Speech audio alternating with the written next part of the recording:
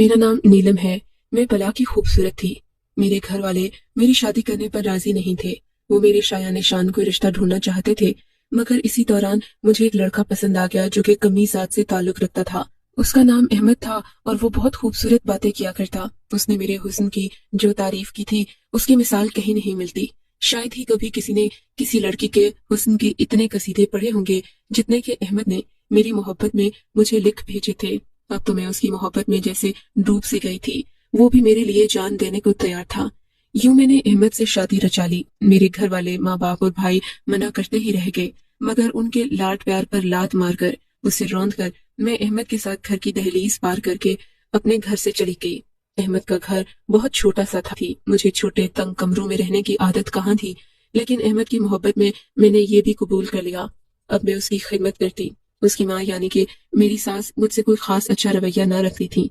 मैं जब भी देखती वो गुस्से में होती।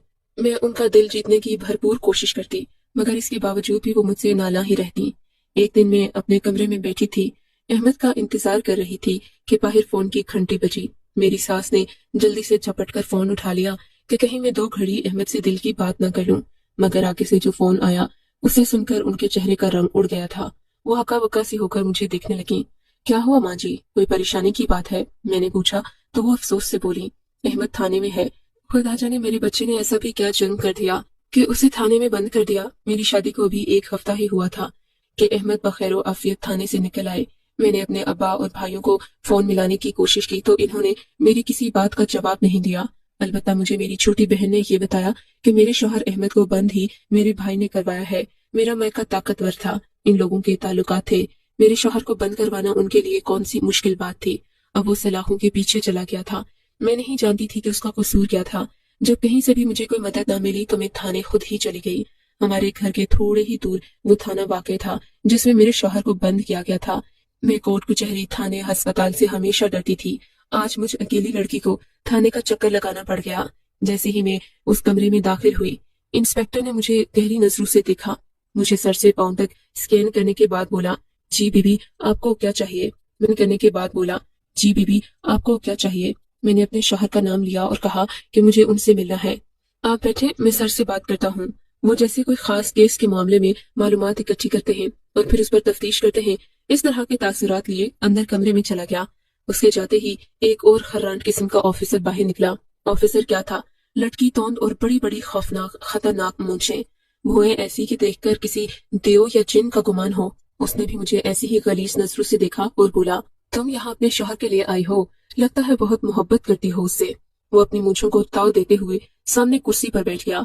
मैं उसकी गलालत भरी नजरों का मुकाबला नहीं कर पाई। मैंने नजरें झुका ली। तब उसने राल टपकाती नजरों से एक बार फिर मुझे देखा और बोला, हमारे ऐसे नसीब कहाँ, जितना तुम्हारा शौहर पूरे महीने में कमाता है मैं 1 दिन में कमा लेता हूँ। ये कहकर वो जोरदार कहकहा लगाकर हंस पड़ा। मेरी बेबसी के मारे आंखों में आंसू आ गए। अरे आप रोइए मत, आप जैसे लोगों को मैं रोता हुआ नहीं देख सकता। बताएं क्या बात है, मैं आपकी क्या मदद करूं? मैंने फिर अपने शौहर का नाम लिया। तब वो और भी हैरान हुआ और बोला, क्या आप वाकई अहमद की बीवी हैं? मैं तो यकीन नहीं कर सकता कि उस जैसे कंगले को इतनी खूबसूरत और शरीफ लड़की भी मिल सकती है। वो ये कहता अपनी फाइल पर झुककर काम करने लगा। सर मुझे अपने शौहर से मिलना है, क्या ऐसा मुमकिन है? और क्या मैं पूछ सकती हूँ कि आपने उन्हें किस जुर्म में इस थाने में बंद किया है?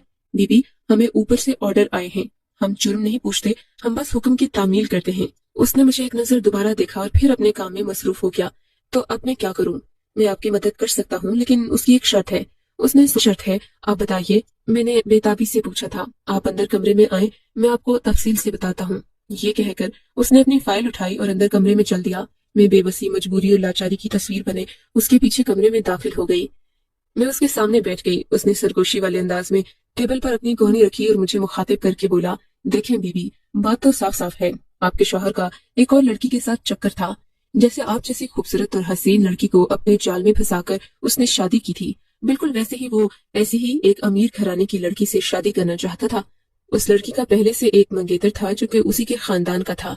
जब मंगेतर ने मुदाखलत की और आपके शौहर उस लड़की को जुदा करना चाहा, तो आपके शौहर ने लड़के की जान ले ली। वो मासूम और शरीफ घराने का लड़का था। ऐसे में आपके शौहर को इसी जुर्म की वजह से बा गया है और अब वो शायद ही कभी इस थाने के बाहर की दुनिया देख सकेंगे। यहाँ से उन्हें बड़े जेल मुंतकिल किया जाएगा और फिर उन्हें भी इसकी सजा यानी कि इनसे पूरा बदला लिया जाएगा। ये कहकर उसने एक लंबी सांस छोड़ी और मेरी तरफ देखने लगा। सिगरेट के धुएं से मेरा दिमाग घूम रहा था। तो आपको क्या लगता है, अब मेरे शौहर के लिए कोई माफी तलाफी की गुंजाइश नहीं है? मैं अपने शौहर के बारे में वो बात सुनकर जिससे मेरा कलेजा कटा था वो भी खामोश रही। मैंने गुस्से से टेबल पर हाथ मारा और वहां से निकल आई थी। मुझे वो शख्स इस वक्त दुनिया का बदतरीन शख्स लग रहा था और हकीकत भी यही थी। जो किसी की मजबूरी का फायदा उठाए उससे बुरा कोई हो भी नहीं सकता। रास्ते में मैं बहुत रोई थी। मुझे अहमद से ये उम्मीद कभी भी नहीं थी कि वो मुझे धोखा देकर किसी और लड़की से शादी करना चाहेगा, जबकि मैं तो उसके बारे में हमेशा से यही सोचती आई थी कि वो मुझसे बेपनाह चाहता है। लेकिन आज जो कुछ उस पुलिस वाले की जुबान से मैंने सुना था कि एक लड़की की खातिर उसने किसी की जान भी ले ली, इतना बड़ा जुर्म उससे मुर्तकिब हो गया, तो और क्या कुछ नहीं किया होगा। ये सोचकर मेरे दिल में गम और गुस्सा भर गया। मैं चाहती थी कि मैं कभी भी अहमद की शक्ल दोबारा न देखूं। घर गई तो सास मेरा इंतजार कर रही थी। उनके भी आगे पीछे पूछने पाछने वाला कोई नहीं था। उनके बेटे को लेने और जमानत पर रिहा करवाने थाने कोई जा भी नहीं सकता था। एक मैं ही उनके बेटे से मोहब्बत करती थी और अपनी दुनिया उसके लिए लुटा बैठी थी। सास ने मुझसे तफ्तीशी निगाहों से पूछा, क्या हुआ, मेरे बच्चे को इन्होंने क्यों बंद किया है? मैंने कोई जवाब नहीं दिया और अपने कमरे में चली गई। वो मेरे पीछे पीछे मेरे कमरे तक आ गई। तब मुझे हकीकत बताना ही पड़ी। सास सर पकड़कर बैठ गई। मुझे पता था तुझ मनहूस के आने से उस पर ऐसी ही मुसीबतें नाजिल होंगी। मुझे पक्का यकीन है ये काम तेरे बाप और भाइयों का ही है। वो ही ऐसा कर सकते हैं, वरना आज तक तो मेरे बच्चे ने किसी चूंटी तक को नहीं मारा। ऐसा कैसे हो सकता है कि वो किसी लड़के का कत्ल कर ले? अरे ऐसे लोगों की निशानियां ही और होती हैं। क्या तुमने देखा नहीं, मेरा बेटा घर कभी देर से नहीं आया। वो हमेशा तुम्हारी मोहब्बत में तुम्हारा दीवाना बना रहा। आखिर उसका कसूर ही क्या है? सास खुद का माथा पीटने लगी। वाकई मेरी शादी को दिन ही कितने हुए थे। अगर अहमद के दिल में कोई और होता तो वो किसी और को ही शादी करके अपनी दुल्हन बना लेता। मुझसे शादी करने की जरूरत ही क्या थी? फिर इतने बड़े खानदान से टक्कर लेना और उनसे लड़ना अपने आप को मौत के मुंह में धकेलने के मुतरादिफ है। मगर मैंने अहमद की नीयत पर बहुत जल्द शक कर लिया था। सास की बातों से मुझे सहारा मिला। मैं सोचने लगी कि अहमद इतना बुरा भी नहीं जितना कि मैंने सोच लिया था। अब मुझे उसकी रिहाई के लिए कोई न कोई कोशिश तो करनी ही चाहिए। मैंने सबसे पहले अपने मैके का दरवाजा खटखटाया। मेरी बहन ने जो कुछ मुझे बताया था वो सही निकला था। मेरे घर वालों ने मेरे शौहर को खुद ही थाने में बंद करवाया ताकि मैं सब कुछ छोड़ छाड़ कर मजबूर होकर वापस अपने घर आ जाऊं और इस मोहब्बत के खेल से बाज आ जाऊं। मगर मैं ऐसा क्यों करती जबकि अब मैं अहमद के निकाह में थी। अम्मी अबू ने साथ न दिया तो मैं दोबारा थाने पहुंच गई, क्योंकि मुझे अहमद की रिहाई से मतलब था। मैं चाहती थी कि वो किसी तरह थाने से बाहर निकल आए। मैं उसकी मोहब्बत पर तड़प रही थी। मैं थाने में जाकर उससे मुलाकात करना चाहती थी। तब इंस्पेक्टर मेरे करीब आया और बोला, आपको बड़े साहिब बुला रहे हैं। मजबूरन मुझे बड़े साहिब के पास जाना पड़ा। उसने मुझे उसी तरह कुर्सी पर बैठने का कहा। वो टेबल की दूसरी तरफ से होकर मुझे अपनी गलीज निगाहों का शिकार बनाते हुए बोला, तुम्हारा शौहर बहुत बुरे हालात में है। उसका जिस्मानी रिमांड चल रहा है। इदारत में उसकी पेशी बहुत जल्द है। अब अगर तुम चाहो तो उसे बचा सकती हो। मेरी शर्त तो वहीं की वहीं है। और देखो, मेरे लिए कुछ मुश्किल नहीं कि मैं उसे इस थाने से फरार करवा दूं। उसे कोई कुछ कह भी नहीं सकेगा। हमने बड़े मुजरिमों को पुश्तपनाही की है। हमें पता है कि किसे किस तरह बचाना है। अब अगर तुम मेरी शर्त मानने को तैयार हो तो फिर बोलो, मैं तुम्हारे शौहर को कल ही रिहा करवा देता हूँ। इंस्पेक्टर साहिब, हमने मोहब्बत की शादी की थी। मैंने उसे तकरीबन अल्लाह का वास्ता देते हुए गिड़गिड़ा, मोहब्बत की शादियों में ऐसा ही होता है बीबी। तुम्हारे शौहर ने जुर्म ही इतना बड़ा किया है कि अब उसकी कोई माफी नहीं। यही सोचकर मैंने इंस्पेक्टर की ऑफर पर गौर करना शुरू कर दिया। मगर वो इस कदर खौफनाक दिखता था कि उसे कोई भी लड़की शादी तो क्या बात करना भी पसंद नहीं करेगी। मजबूरन मैंने आखिरी बार अहमद से मिलने की ख्वाहिश जाहिर की। रजामंदी के बाद जब मैंने इंस्पेक्टर से अहमद से मुलाकात की ख्वाहिश जाहिर की तो उसने मुझे रोक लिया। देखो, जब तुमने मुझसे ही शादी करनी है तो फिर तुम्हारा अपने शौहर से मिलने का क्या जवाब बनता है? आखिर मुझे अपने शौहर से तलाक भी तो लेना होगी ना। निकाह पर तो निकाह नहीं होता। अरे तुम फिक्र नहीं करो, वो सब कुछ मैं कर लूंगा। बस तुम मुझे इतनी खूबसूरत लगी हो कि मैं नहीं चाहता तुम कभी मेरी आंखों के सामने से एक पल के लिए भी जुदा हो। इसकी जान बख्शी तो क्या, मैं किसी की भी जान तुम्हारे लिए ले सकता हूँ। बस तुम एक बार हाँ करो, फिर देखो मैं दुनिया की हर नियामत तुम्हारे कदमों में लाकर रख दूंगा। उस खबीस की बातें मुझे उस वक्त बहुत बुरी लग रही थी, मगर मेरी मजबूरी थी कि मैं उसे सुनती जा रही थी। मेरी लाख मिन्नत के बावजूद भी उसने मुझे अहमद से नहीं मिलवाया। अहमद मेरे दिलो जान में बसता था। वो मेरी रगों में खून बनकर दौड़ता था। मैंने उसके लिए इतनी बड़ी कुर्बानी देने का फैसला कर लिया था क्योंकि मैं चाहती थी मेरी वजह से वो जेल में सड़ सड़ कर सारी उम्र ना गुजारते। मैंने हर कोशिश हर बार आजमा लिया था। मेरे पास आखिरी रास्ता इंस्पेक्टर से शादी करना ही बचा था। मैंने अपने शौहर इंस्पेक्टर से शादी करना ही बचा था। मैंने अपने शौहर से मिले बगैर ही निकाह की हामी भर ली। शाम को इंस्पेक्टर मुझे अपनी गाड़ी में बिठाकर एक अनजान जगह पर ले गया। ये कोई होटल था जिसको देखकर मेरे जहन में अहमद के साथ शादी की यादें ताजा हो गई। हम भी घर से भागकर इसी तरह आए थे। आज मेरे दिल में कोई खुशी नहीं थी, मेरी आंखों से आंसू बह रहे थे। मैं किसी और की होने जा रही थी। ये कैसा निकाह था जिसमें ना मैंने इद्दत पूरी की, ना ही कोई और कार्रवाई हुई। मैं तो अपने हवास खो बैठी थी। मुझे इन मसाइल की बारीकी का अंदाजा भी नहीं था। मुझे ये भी मालूम नहीं था कि मैं क्या करने जा रही हूँ। मेरी उम्र उस वक्त सिर्फ और सिर्फ 17 साल थी। इस नाजुक और कच्ची उम्र में इंसान के दिमाग पर उसके ख्वाब तारी होते हैं। वो किसी और चीज को न देखता है न समझता है। इन्हीं सोचों में गुम थी कि उसने गाड़ी का दरवाजा खोला। उसने मुझे अपने पीछे आने का इशारा किया। मैं उसके पीछे पीछे किसी की तरह चल रही थी। होटल के रिसेप्शन पर जाकर उसने मेरे और अपने लिए एक कमरा बुक किया। होटल का अमला मुझे अजीब सी नजरों से देख रहा था, जबकि वो अपनी वर्दी में मलबूस था। थोड़ी देर में वो मुझे कमरे में ले आया। तुम यहाँ बैठो, मैं मौलवी साहिब का बंदोबस्त करके आता हूँ। ये कहकर वो कमरे से निकल गया। मैं हैरत और बेबसी की तस्वीर बने कमरे को गौर से देख रही थी। जी चाहता था कि मैं भी इस खिड़की से कूदकर अपनी जान दे दूं, लेकिन हराम मौत मरने का क्या फायदा। फिर तो अहमद से मुलाकात का कोई भी बहाना बाकी न रह जाता।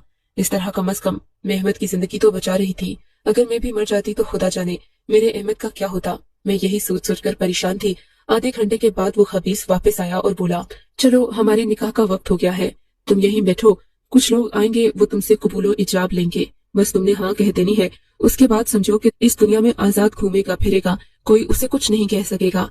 मेरा दिल जोर जोर से धड़कने लगा था। निकाह के कागजात पर साइन करने से पहले मेरे जिस्म में जैसे जान ही नहीं रही थी।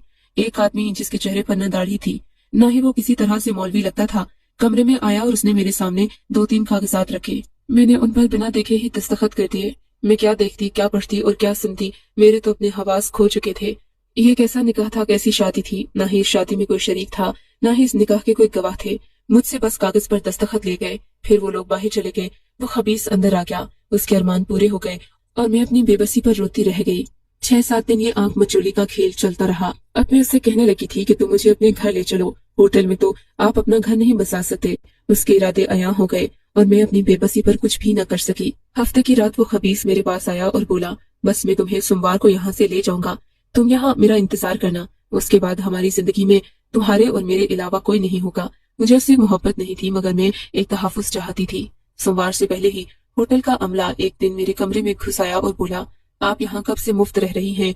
उस पुलिस वाले की वजह से हमने आपको कुछ कहा नहीं, लेकिन अब हमारे लिए ये बात नाकाबिले बर्दाश्त। हमारे होटल में शरीफ लोग आते हैं, आप जैसियों की वजह से हमारी बदनामी होती है। खुदा के लिए ये कमरा खाली कर दें। मैं इन लोगों पर हैरान थी। मैंने इंस्पेक्टर साहब का बताया तो वो बोले, उनका तो ये रोज का खेल है। वो इसी तरह की बेवकूफ लड़कियों को यहाँ लाते हैं और फिर उनके साथ कुछ दिन अयाशी करने के बाद ये कमरा खाली कर देते हैं। इन्होंने कभी हमें किराया नहीं दिया। अपनी बदमाशी की बुनियाद पर वो हमें भी लूटते हैं और उन मासूम लड़कियों को भी, जिनमें न दिमाग है न अकल। खुदा जाने आप लोगों के दिमाग में अकल है कि नहीं, जो आप लोग इस खबीस के साथ बार बार चली आती हैं। होटल के अमले की बात सुनकर मेरा रुआ रुआ कांपने लगा। ये एक बहुत ही मुखलिस शख्स था जिसने मुझे ये सारी कहानी सुनाई थी। मेरा तो उनके साथ निकाह हुआ है। मैंने जरा हिम्मत करके कहा तो वो हंस पड़ा। ये निकाह तो वो हर महीने करता है, और ये निकाह नहीं, उसके थाने के कागजात हैं जिन पर दस्तखत करना कोई मायने नहीं रखता। उसके लिए तो ये बाएं हाथ दस्तखत करना कोई मायने नहीं रखता। उसके लिए तो ये बाएं हाथ का खेल है। उस शख्स की बातों ने मुझे हैरान परेशान कर दिया। मैं होटल से लुटी पुटी निकली। मैं बहुत खौफजदा थी। दिल चाहता था जमीन फटे और मैं उसमें धंस जाऊं। ये मेरे साथ क्या हो गया था। मैं रोती पीटती अपने घर पहुंची। मैंने सोचा था शायद अहमद को रिहा कर दिया हो। अहमद अपने कमरे में आराम से सो रहा था। मेरी सास ने मुझे देखा तो मुझे देखकर कोसने लगी, तेरी वजह से मेरा बेटा थाने में बंद हुआ था, अब तो दोबारा आ गई, डाइन कहीं की, जहाँ गई थी मुंह काला करने वहीं रह जाती। सास की बातों ने मेरा दिल छलनी छलनी कर दिया, मगर मेरे अहमद पर मुझे भरोसा था। वो तो मुझसे मोहब्बत करते थे, वो तो मेरे आने पर खुश होंगे। ये सोचकर जब मैं कमरे में गई तो इन्होंने मुझसे मुंह फेर लिया। कहने लगे, मुझे सब पता चल गया है। थाने के अमले ने मुझे बता दिया कि तुमने मेरी इज्जत पर दाग लगा दिया। तुम जैसी लड़की को मैं दोबारा, मुझे तुमसे घिन आ रही है। अहमद की ये बातें सुनकर मेरे आंसुओं का बंद टूट पड़ा। हजार माफी तलाफी, लेकिन इसका कोई फायदा नहीं हुआ। मैं इस कदर रोई, इस कदर टूटी कि शायद ही जिंदगी में किसी को इतना दुख मिला हो। मैं लुट भी गई और मुझे मेरी मंजिल भी ना मिली। अब सिवाय रोने के मुझे और कोई काम नहीं। मेरे माँ बाप चाहते हैं कि मैं दोबारा उनके पास चली जाऊं, जबकि जो माँ बाप और भाई मेरी ही इज्जत तार होने के जिम्मेदार हैं, मैं उनके घर कैसे चली जाऊं। मैं आज भी दारुल अमान में रुपोश हूँ।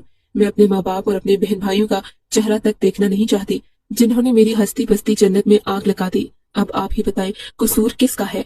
क्या मेरा कसूर है जिसने मोहब्बत की शादी की, या मेरे माँ बाप का जिन्होंने अपनी जिद और अना के आगे मेरी इज्जत रोने का भी ख्याल नहीं किया? میں اپنے شوہر سے گلا کروں کہ اپنے نصیب کا رونا روؤں؟